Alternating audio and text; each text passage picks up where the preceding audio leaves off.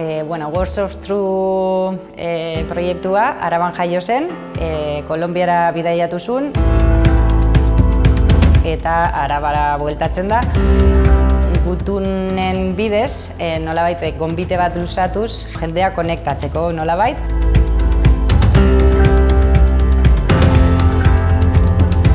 Irantzulekoa naz, artista garaikidea, Gasteizkoa naz. Prozesu honetan zehar garatutako gutun guztiekin erakusketa bat antolatu dugu. Proiektua ekipo bat sortu genuen, 3 pertsona, Armando, Elena eta Irurok. Orduan, hemendik Arabako gazteek edo pertsona desberdinak hasi ziren gutunak idazten, Kolonbiara joan ginen gutun horiekin eta gure maleta desberdinekin.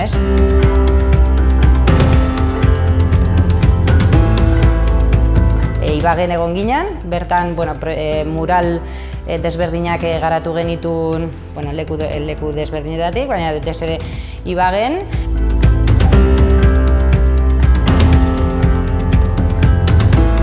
Nahi duguna da nolabait konektatzea jendea eta hausnarketa bat sortaraztea jende guztiarekin.